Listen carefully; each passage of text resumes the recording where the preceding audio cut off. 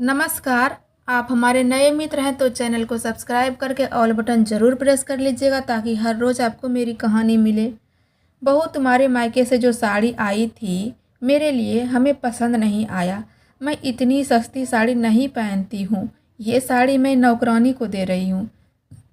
पता नहीं तुम्हारे मायके वालों को आजकल के फैशन के बारे में कुछ पता क्यों नहीं है। पुराने ख्यालात के हैं वो। तुम्हारे मायके वाले। सुनो प्रिया, अगर इस बार तुम मायके गई ना तो मेरे लिए साड़ी लाने की कोई ज़रूरत नहीं है। ऐसी साड़ी देखकर भी हमें घिन आती है। होली का समय था। प्रिया के पति रोहन। प्रिया, तुम मायके जाने वाली हो ना होली में? ऐसा करो, कल मैं छुट्टी ले लेता हूँ ऑफिस से और तुम्हारे साथ चलता हूँ। मम्मी पापा से भी मिल लेंगे और होली भी मना लेंगे। और तुम्हें कुछ चाहिए हो तो बोलो, तुम्हारे लिए नई साड़ी, ड्रेस या फिर पैसे, कुछ भी मैं तुझे दे देता हूँ। अरे नहीं जी, मेरे पास तो सब कुछ है और आपको मेरे मायके जाने की कोई ज़रूरत नहीं। बस एक मखमल की साड़ी मंगा दीजिए मेरे लिए। तभी पास के दुकान से एक सुंदर सी मखमल की साड़ी रोहन लाकर प्रिया को दे देते हैं। प्रिया कहती है, आप अपना ऑफिस का काम संभाल लीजिए, मेरा क्या है, ड्राइवर तो है ही साथ में। मैं चली जाऊंगी, 4-5 घंटे का तो रास्ता है, मैं मायके चली जाऊंगी। 2 दिन के बाद फिर हमें यहाँ आना ही है। प्रिया, जैसा तुम ठीक समझो। अगले दिन प्रिया अपने मायके के लिए ड्राइवर के साथ ससुराल से निकल जाती है। मायके पहुँचते ही दरवाजे की घंटी बजी। प्रिया की माँ दरवाजे खोलते ही, अरे मेरी लाडो, तू आ गई? तूने तो मना कर दिया था यहाँ आने से। तू बताती तो तेरे पिताजी को मैं भेज देती लाने। अरे नहीं माँ, आप क्यों टेंशन लेती हो, ड्राइवर तो था ही साथ में। मैं चली आई और मेरी शादी की पहली होली है, मैं भला ससुराल में कैसे रहती। मुझे अपने घर की याद आ रही थी। फिर मन ही मन प्रिया सोचती है, अगर मेरे पापा मेरे ससुराल चले जाते हमें लाने तो पता नहीं मेरी सासू माँ कितनी बेइज्जती करती। मेरे मायके के लोगों को तो वो बिल्कुल भी पसंद नहीं करती हैं। यहाँ के रहन सहन, तौर तरीके कुछ भी पसंद नहीं है उन्हें। खैर छोड़िए ना माँ, आप टेंशन क्यों लेती हो। प्रिया अपने घर के हर एक सामान को जाकर निहार रही थी, देख रही थी। उसे इतनी खुशी हो रही थी, आखिर मेरा बचपन बीता है यहाँ। हमें तो मेरा मायका बहुत पसंद है, बहुत प्यार करती हूँ मैं अपने मायके से।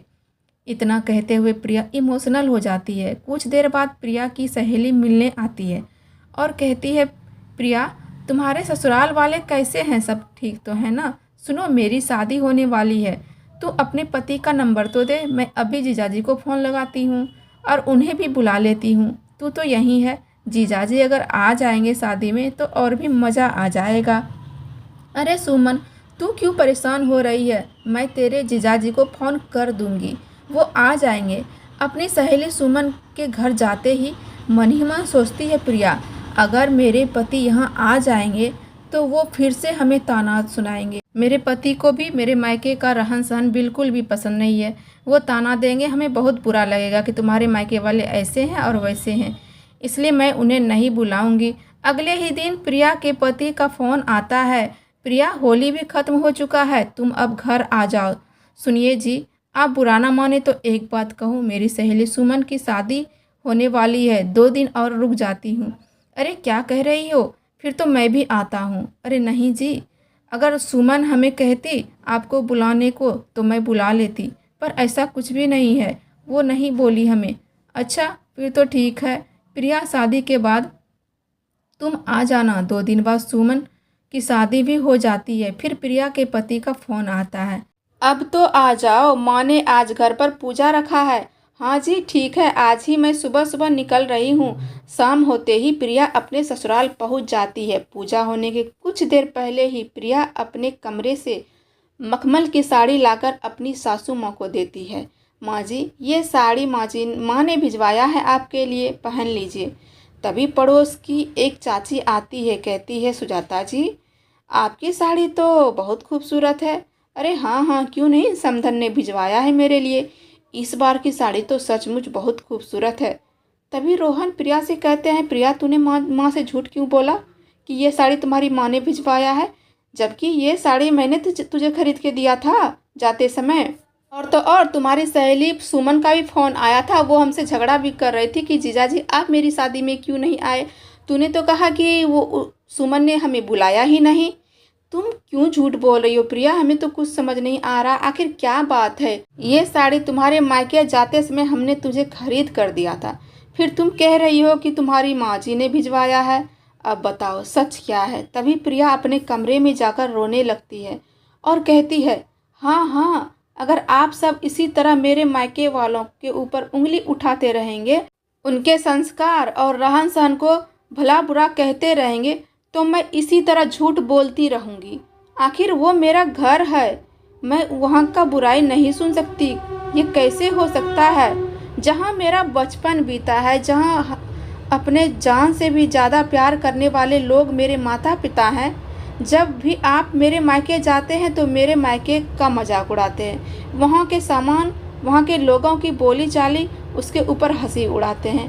आप और माँ जी हमेशा मेरे परिवार वालों को नीचा दिखाते हैं, तो भला मैं कैसे सह पाऊँगी।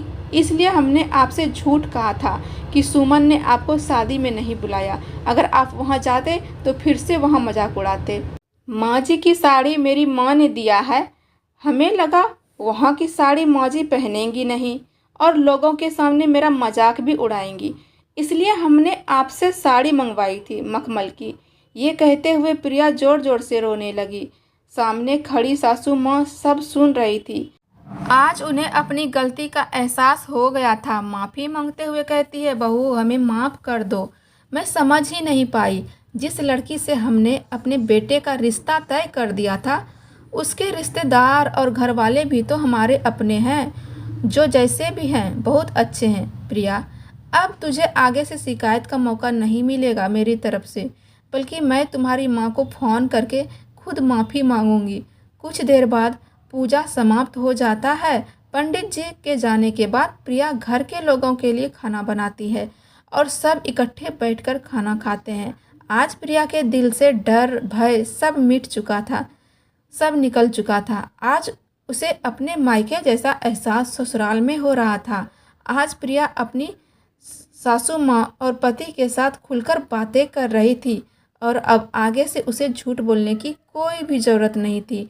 तो दोस्तों, ये थी आज की छोटी सी शिक्षाप्रद कहानी। आप सबको कैसी लगी? अच्छी लगी तो कमेंट बॉक्स में ज़रूर बताइएगा।